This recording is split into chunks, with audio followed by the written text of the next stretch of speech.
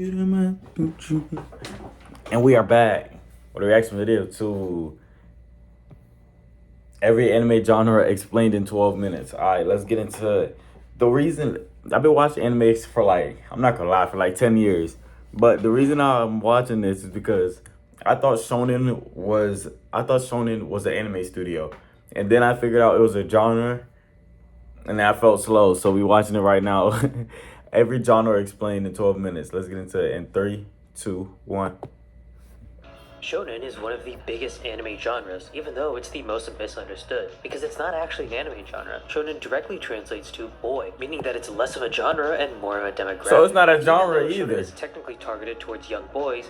A huge amount of people outside that demographic also consume shonen anime, making it a pretty useless distinction when trying to differentiate them. For example, Death Note and Chainsaw Man are both published in shonen magazines, making them both technically exactly. I thought it was like an animation studio in a Shonen Jump. I thought it was the same thing. I thought Shonen was the same thing as Shonen Jump. Not an animation studio. I thought it was a manga company. Use shonen as a genre, but when you hear this, you can assume that they are usually talking about battle shonen. This is an actual genre because it does consist of shonen anime where the primary focus is on battles, usually with superhuman abilities like I didn't think it was an animation studio. I thought it was battle shonen that popularized the genre would probably be Dragon Ball. Examples of great battle shonen that follow in Dragon Ball's footsteps would be Hunter x Hunter or Naruto. Examples of more mature shonen would be Full Metal Alchemist or Death Note. Comedy anime are all about making you laugh, but usually get a bad rep from the anime community for, well, not making us laugh. But it's important to remember that as English viewers, we lose a lot of context when an anime is translated. Sometimes Japanese humor relies on wordplay to inject humor into an exchange, which can often get lost on us. Another gripe anime fans have with a lot of comedy anime is that they'll heavily rely on a single joke, with changes only happening to the surrounding context or situation. But this isn't always a bad thing. Examples of good comedy anime that focus on a single punchline are One Punch Man or Sakamoto. Examples of other good comedy anime that don't rely on a single joke would be Nichijou or Saiki-K. Seinen is a much less recognized term to most casual anime viewers, but it essentially just translates to youth, as in it is targeted towards young adults, specifically adult males. Seinen is again not a genre, but I just thought there were two different manga companies. An easy way to companies. tell if a manga is published in a seinen magazine is if they directly use the word young. One of the most widely known seinen manga, Berserk, was originally published in a magazine called Young Animal, which often contains pinups along chapters of the manga. Because seinen manga are targeted towards an older audience, they often deal with much darker themes and storylines. Examples of this are Vinland Saga, where themes of I've seen the first episode, that's it. And Berserk, which is personally my favorite thing of all time. I haven't seen Berserk either. To get started in data analytics, but I was in this gym class. This dude sitting right by me had the whole Berserk manga, full book of it, just reading it. Or futuristic elements, and it is significantly different from Western sci-fi. Sci-fi used to be a very popular genre in anime, most likely originating with the anime Astro Boy. However, the golden age of sci-fi is widely regarded to be in the 80s and 90s, meaning that many anime fans aren't well versed in the best sci-fi anime, including Akira, Ghost in the Shell, and Cowboy Bebop. It's worth noting that shows like these popularized the cyberpunk genre across the world, which is why I would point you towards Cyberpunk Edgerunners if you're looking for a modern sci-fi anime. Slice of life is a controversial genre among anime fans that most avoid because a lot of people find it boring. The general idea of slice of life is, like the name implies, to capture a slice of someone's regular day-to-day life. It's usually characterized by a much slower pace with more emphasis on what we would consider mundane. I don't think I've ever seen a slice of life. Some people think that slice of life means no development happens across the series, but that's not necessarily true. Oftentimes the genre is paired with comedy, drama, or romance. Early slice of life anime that were very influential include Azumanga Daioh, Hidamari Sketch, and Lucky Star. If you want a modern slice of life to enjoy, I would recommend Kobayashi Dragon Maid or Nun Nun Biori. Romance is another controversial genre because it often takes way too long for anything to actually happen relationship-wise, but this can be chalked up to cultural differences. In Western shows, the romance genre isn't necessarily about whether the couple will get together. It's about if their relationship will stand the test of time. But with romance anime, it's more often about if their relationship will happen at all. That's why oftentimes a romance anime will take its time getting the main characters together. There are also many common tropes in which a person mishears the other confession, causing the entire relationship dynamic to be reset. This can be frustrating, and personally I hate the trope too. So if you want some good romance anime that still take a while to develop but don't use those tropes, check out Kaguya-sama or Golden Time. If you want a romance anime that's more akin to Western TV shows, check out Horimiya, although I will say that I think the manga is better. Isekai literally translates to different or other world. It's technically a subgenre of fantasy that revolves around a person from our world being transported into a fantasy world. This can happen through many different ways, but in Isekai it usually happens using a reincarnated by a venom machine. While many people think of Isekai as a modern genre, it's actually a very old genre. The idea of going to another world was always a popular one. I mean, think about it. Alice in Wonderland came out in 1865. Really the first isekai, if you ask me. But if we're talking about modern isekai anime, the originator can actually be traced back to Zero no Tsukaima, which helped popularize Naruto-K web novels. If you want to learn more about the history of modern isekai, check out the video I made on that subject. But basically, Zero no Tsukaima fanfiction is actually what inspired light novels like Re:Zero, which in turn inspired stories like Mushoku Tensei. However, the popularity of adapting light novels into anime really began with Sword Art Online and its huge success, despite the fact that SAO isn't really an isekai to begin with. Fantasy is a very all-encompassing term for any story with fantastical elements. This means that it can actually include shonen fantasy like Hunter x Hunter or Full Metal Alchemist, but it also includes high fantasy like Frieren. It covers dark fantasy like Claymore or Berserk, but it also covers historical fantasy like Demon Slayer or Inuyasha. While in the West, we tend to think of fantasy as mainly just high fantasy because Tolkien's work have been so influential to our art. In anime,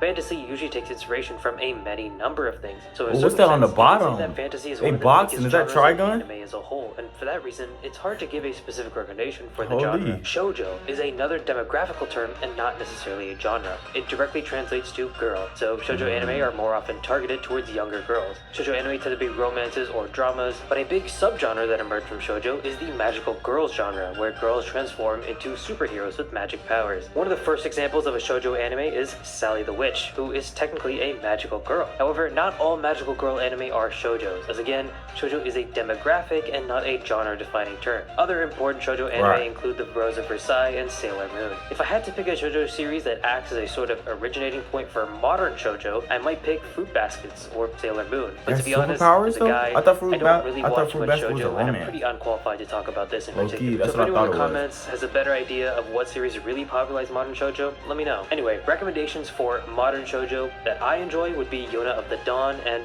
My Next Life as a Villainess, which is actually a new subgenre of isekai that involves someone entering the world of a dating sim for women, but as the villain. Or am I just tripping? That this villain I might be tripping. Maybe that's shonen. Josei is another demographical term, but it translates to woman, meaning that most josei anime are targeted towards adult women. However, like shonen and seinen, the lines between shoujo and josei are very blurry. In fact, the thumbnail for this video uses Nana as a josei anime, but Nana is actually a shoujo anime because it was published in a shoujo magazine. Now, the reason I still put in the thumbnail is because I haven't actually watched any major josei anime, and this is the only mature shoujo anime I've tried. That being said, I can't give any great recommendations, so I'm just using my Animalist catalog here, and using that, good modern josei anime to try would be Chihaya Furu and Rakugo Shinju. Sports anime is one of the oldest and long-lasting genres, usually depicting a high school or collegiate sports team and their journey. Because sports anime are widely based on the sport itself, they are all pretty different, but if I were to point to a show that exemplifies modern sports anime, it would be Slam Dunk. The Slam Dunk manga single-handedly increased the popularity of basketball across Japan. And in the same vein,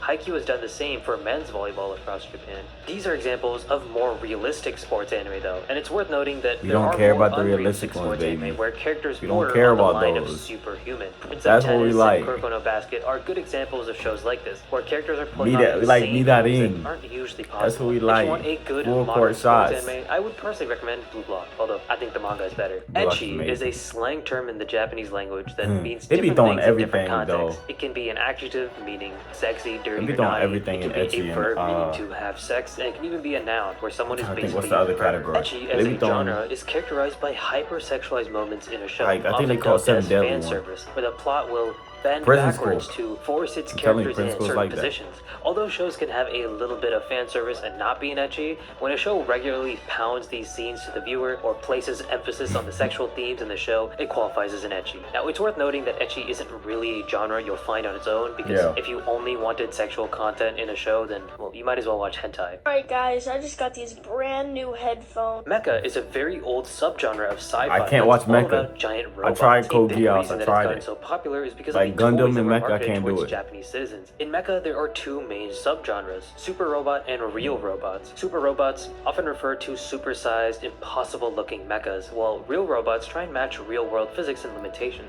Before Gundam, super robots were the most popular subgenre, but Mobile Suit Gundam caused a revolution in the mecha genre, popularizing the real robot. However, that wasn't the end of the super robot genre. Evangelion popularized the super robot genre once again. And although the mecha genre is still widely popular, owing favors to superfans who buy and build Gunplas, its popularity has definitely dwindled in the last decade. If you want recommendations of solid mecha shows today, I would recommend you Evangelion and one of my all-time favorites, Code Geass. More Yeah, I tried modern to get into Code iterations Geass. of Gundam that are supposedly good I just don't are like the Iron Blooded mechas. Orphans and The Witch from Mercury. The music anime genre is a little interesting, because in the West, many of us associate the music genre with musicals, where characters will You're break lying, out April. into song and dance Come like on. in Disney movies. Stop playing but with from me. my knowledge, there are very few anime that are actual musicals, which is probably Yeah. a cultural difference. When music Never. is heavily used in an anime, it's because the anime's focus is on music itself. So it's better to think of music as a genre like sports, where the main characters are usually involved in making the music themselves. Popular anime in the music genre include Love Live, which started the anime idol trend, K-On!, which greatly popularized the slice of life and music genres, and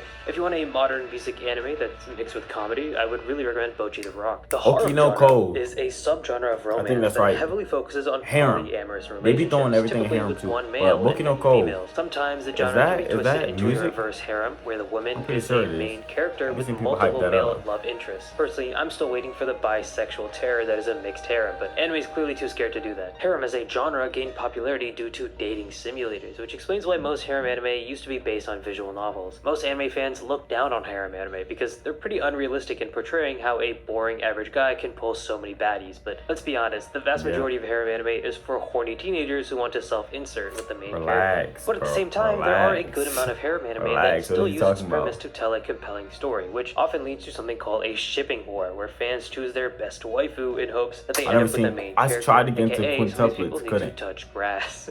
Couldn't. An anime that helped create this trend and Oh, no, I caused the harem could, genre but to I just explode in got, popularity like, was Love all the Hina. characters were Examples dead, of modern like, shows that have a battle not royale and literally, baddies but, like, they would were be just boring quintessential after- quintuplets. If you want examples Watched, of a like, harem 5 that I think are episodes, it was genuinely dead. good, I would recommend The World Only God Knows and 100 Girlfriends, just for being a little more realistic, but also fun in the development of all the romances. If you found any mistakes in the video, leave a comment, because as much as I've been watching anime, damn near a decade now, obviously I can't watch every single genre the same. And as always, Okay, I haven't watched anime. I watched Naruto, literally. Like, when I first watched, I was watching Naruto for, like, when I say I've been watching anime for a decade, I've been watching Naruto for, like, the first, about the first 3 years of that decade. 4 years of that decade. So, I've been really watching anime for, like, 6 years. Nah, because we in 2024. I started before 2018. So, let's say 5 years I've been watching. Let's say, okay, I've been watching anime for 7 years. Let's say that. And then the first 3 years of that decade was just Naruto, because Naruto's like that, baby. But comment down below if you want me to watch anything. And all you gotta do is be subscribed if you want me to watch anything. And then I will be starting to react to anime. The first anime I'm reacting to is Psycho-Pass. We go see how that goes. I don't know nothing about Psycho-Pass. I'm pretty sure it's a seinen. If it's not, I'll be educated. Or it's a shonen. But who knows? We out.